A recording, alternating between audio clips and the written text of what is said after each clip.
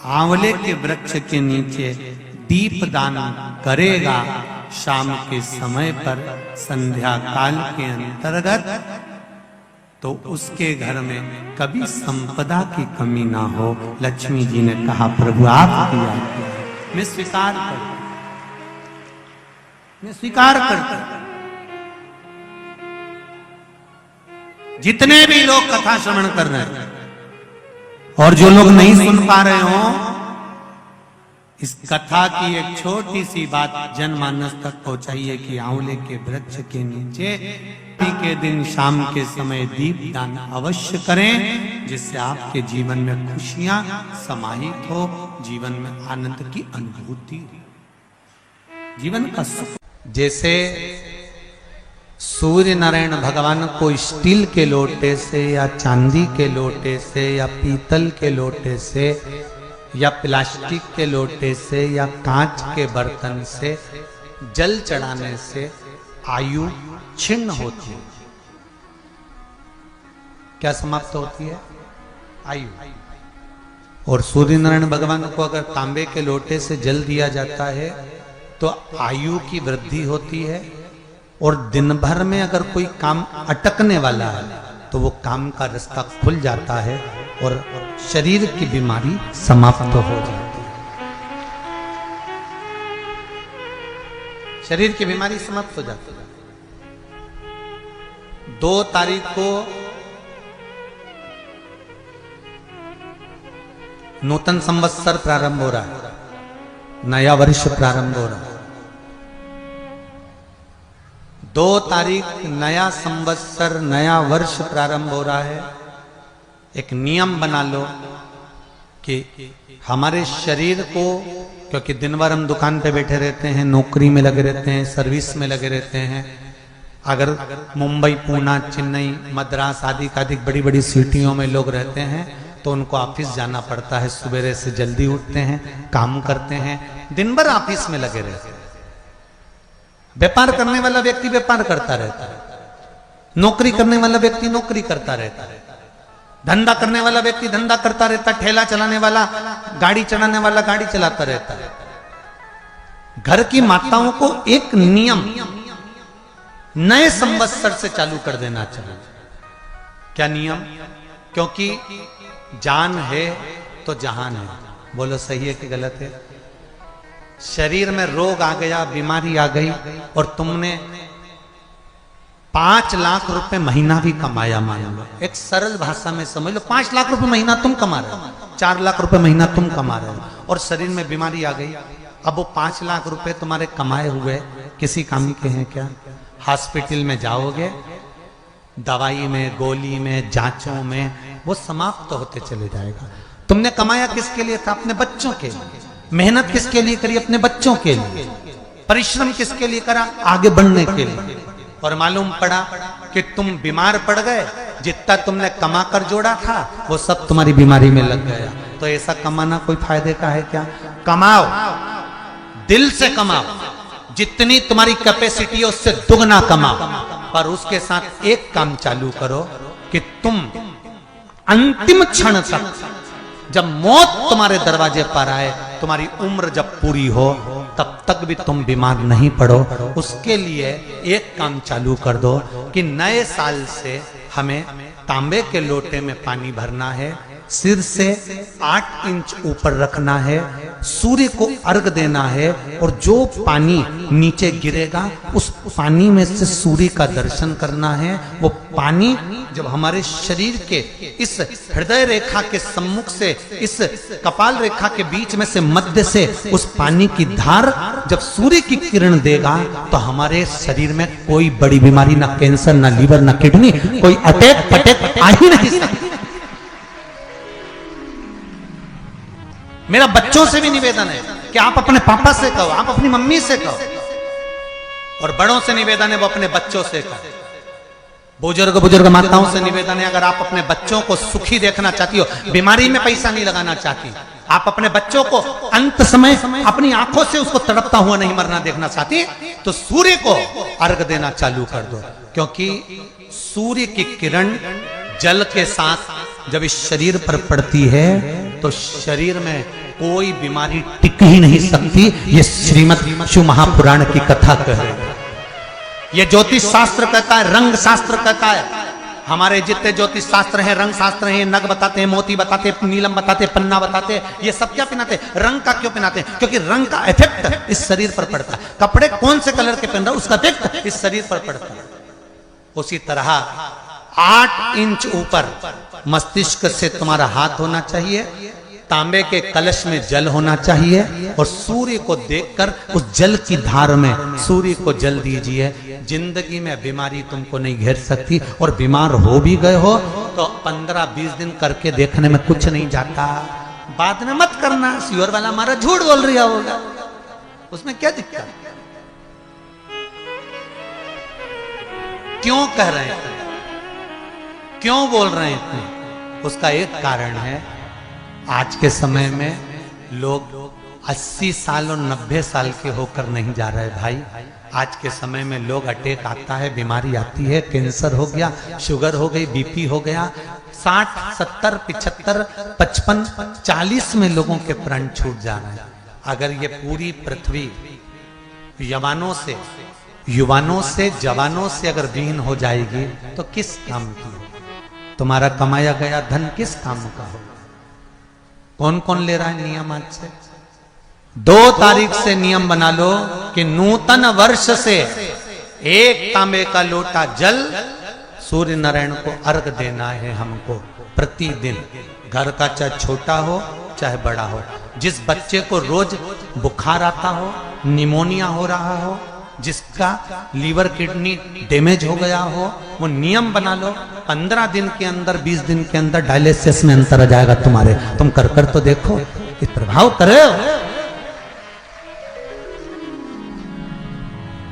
बनाओ नियम। एक प्रश्न हमारे भीतर खड़ा होता है, जब हम सूर्य नारायण भगवान को अर्घ देते हैं, जल चढ़ाते हैं, तो वो जल पृथ्वी पर जब गिरता है तो उसके छींटे हमारे शरीर पर लगते हैं। क्या वो ठीक है? क्या वो श्रेष्ठ है? तो शिव महापुराण की कथा कहती है, जब हम सूर्य को अर्घ देते हैं, सूर्य को जल चढ़ाते हैं, वो पानी जब पृथ्वी पर गिरता है, उसके छींटे हमारे शरीर पर लगते हैं, तो वो श्रेष्ठता का भाव निर्मित करते हैं। वो गलत नहीं हो सकता। कारण अब वो भी समझ लीजिए।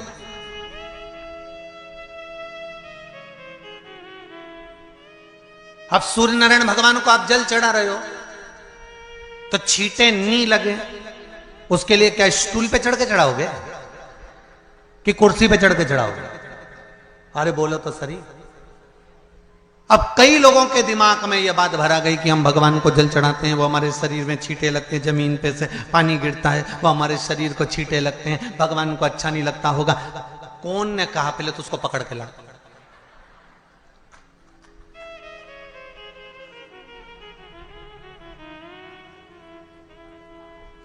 क्योंकि मेरे राम जी महाराज, मेरे भगवान कृष्ण, बड़े बड़े संत, साधु, सन्यासी, तपस्वी, साधक, उपासक जितने भी हुए, जिन्होंने सूर्य की आराधना करी, इन्होंने टेबल पे चढ़कर या कुर्सी पे चढ़कर जल नहीं चढ़ाया। इन्होंने पृथ्वी पर खड़े होकर ही, क्योंकि पृथ्वी तत्व के देव हैं शिव। जब हम मृत्यु लोक पर खड़े होकर, पृथ्वी पर खड़े होकर भगवान शंकर का भाग पृथ्वी तत्व को धारण कर कर जल को हाथ में लेकर जब समर्पित करते हैं, और जो जल नीचे गिरता है वो शरीर पर अगर लगता है तो हमको उसका आशीर्वाद ही प्राप्त होता है, दोष नहीं लगता। पर लोगों ने इसको विपरीत कर दिया। कि कौन ने विपरीत करा? कई लोगों ने इसको विपरीत कर दिया। कौन ने विपरीत करा? तो जो दूसरे धर्म के लोग होते हैं, जिनको हिंदू धर्म से नफरत होती है और जो हिंदू धर्म की पूजन, सेवा, अर्चना को समाप्त करना चाहते हैं, वो धीरे धीरे धीरे धीरे कहने लगे कि सूर्य को जल चढ़ाओगे तो शरीर में लगेगा, शरीर में लगेगा तो दोष लगेगा। इसको कह कहकर घर घर में सूर्य को जल चढ़ाना लोगों ने बंद कर दिया कि आप जल चढ़ाएंगे तो दोष लगेगा, शरीर पे छींटा लगेगा, शरीर को ऐसा लगेगा। ये दोष नहीं है।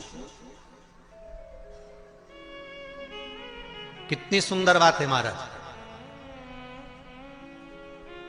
सूर्य नारायण भगवान को जब जल चढ़ाया जाता है, हाथ सिर से 8 इंच की दूरी पर होना चाहिए। जम के बोलिए, सिर से कितना ऊंचा होना चाहिए? 8 इंच ऊपर अपना हाथ होना चाहिए मस्तक से सूर्य को जल चढ़ाते समय। और ना चांदी का, ना स्टील का, ना लोहे का, ना प्लास्टिक का, ना कांच का, ना सोने का कोई बर्तन, ना कांसे का, ना एल्युमिनियम का, ना पीतल का, केवल एक पात्र होना चाहिए, वो है तांबे का। काय का पात्र होना चाहिए? तांबे का पात्र। और सूर्य नारायण भगवान को जब 8 इंच ऊपर तुम्हारा हस्त है, और जब हम सूर्य को जल चढ़ा रहे हैं, कैसे जल चढ़ाना है वो भी समझ लीजिए।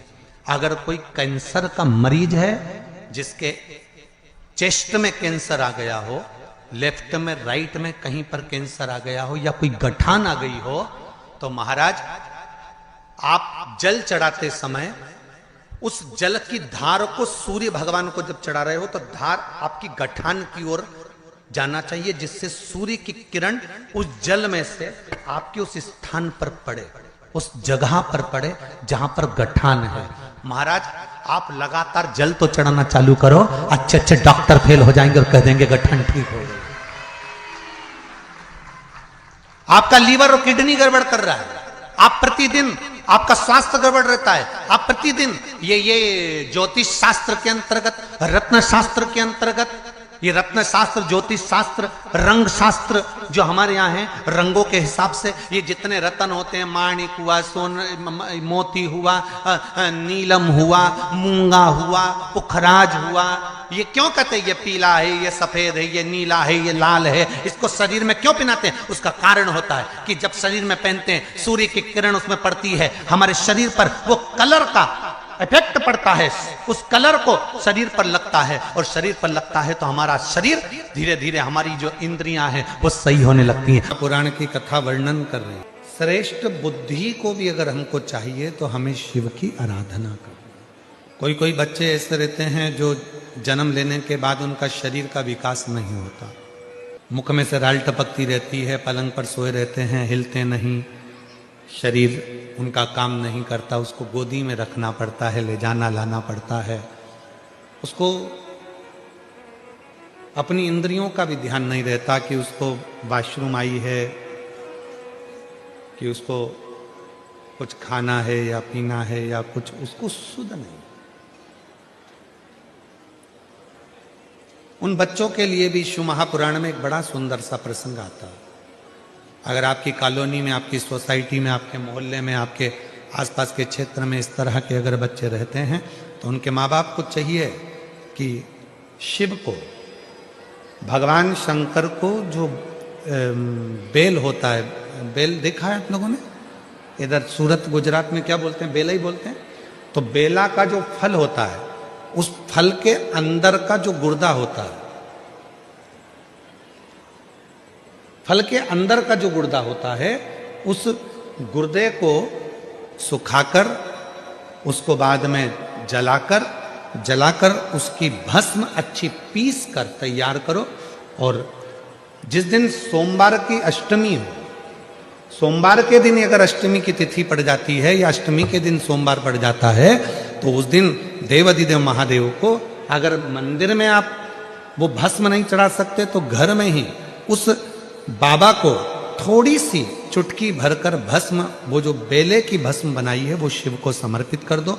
उसी भस्म को निकालकर, उठाकर, जो डब्बी में ज्यादा भस्म है उसी में उसको डाल लो, और उस भस्म को बिल्कुल पिसी बारीक एकदम महीन भस्म को, जो बच्चा राल टपकाता है या उसका शरीर का विकास नहीं होता है, शरीर कमजोर है, वो उठ नहीं सकता, बैठ नहीं सकता, इंद्रियों का भान नहीं रहता, उस बच्चे को यदि थोड़ी थोड़ी भस्म प्रदोष समय के पहले, प्रदोष काल के पहले, शाम के समय के पहले, अगर उस भस्म को थोड़ी सी मात्रा में, जरा सी मात्रा में अगर उसकी जिह्वा पर लगाया जाए, तो धीरे धीरे उसकी इंद्रियां काम करना प्रारंभ कर देती है।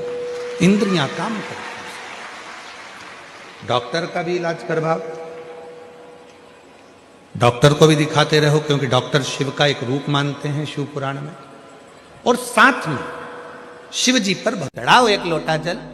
कभी कभी अगर ऐसा लगे जीवन में कि दुख बहुत ज्यादा आ गया है, बहुत तकलीफ आ गई है, तो लाल चंदन को घिसकर उस लाल चंदन का लेपन भगवान शंकर पर कर कर फिर पानी चढ़ाओ। अगर कोई संकट भारी है और निकट रहा, जैसे किसी नारी का गर्भ नहीं ठहर रहा, 15 साल हो गए, 20 साल हो गए, 25 साल, जैसे इसने लिखा एक माता ने कि 18 साल की बेटी हो गई थी पर संतान में पुत्र नहीं, तो उसने भाव से कथा सुनी। ऐसे आपके भीतर अगर 20 साल हो गए, 25 साल हो गए, 30 साल हो गए, संतान का सुख ही नहीं है, लाल चंदन का लेपन बाबा भोलेनाथ पर करना प्रारंभ करो। पीठिका पर लाल चंदन का लेपन करना प्रारंभ करो। लाल चंदन से बाबा का श्रृंगार करना प्रारंभ करो। एक बेलपत्री पर लाल चंदन, दोनों पत्ती नीचे वाली, जो नीचे की जो 2 पत्ती होती है, इस पे लाल चंदन, और बीच वाली पत्ती पर पीला चंदन लगाकर बाबा के शिवलिंग को समर्पित करिए। बाबा से प्रार्थना करिए, रोज प्रार्थना करो। परंतु एक बात का स्मरण रहे, 25 साल हो गए, 20 साल हो गए, 30 साल हो गए, संतान नहीं, तो पहले जल से अभिषेक कराना। अभिषेक कराकर उस जल का आचमन करने के बाद हाथ को खासा करना, धोना। उसके बाद में फिर वापिस बाबा का स्नान कराओ, फिर चंदन का लेपन कराओ, फिर एक लोटा जल चढ़ाकर बाबा का स्नान कराओ। बाबा का बड़ा सुंदर भाव से लाल चंदन से जो अभिषेक करता है, बाबा को लेपन कर कर फिर जल चढ़ समर्पित करता है, निश्चित है उसकी गोदी मेरा देव अधिदेव महादेव जरूर भरता है। ये निश्चितता है। हम तो बेटियों से भी कहते हैं, जिसका विवाह नहीं हो रहा हो, 25 साल, 30 साल, 27 साल, 28 साल, 32 साल, 40 साल हो गए हो, नहीं हो रहा हो बेटा बेटी का विवाह, उसे लाल चंदन का प्रयोग अशोक सुंदरी वाली जगह पर 7 बिंदी लाल चंदन की लगाकर 7 बेलपत्र 7 बिंदी पर रखिए और महाराज अपनी कामना कर कर भगवान से आइए। बाबा देगा, करेगा, 3-4 महीने में विवाह पक्का करेगा। ये लाल चंदन की महत्वता है शिव तत्व।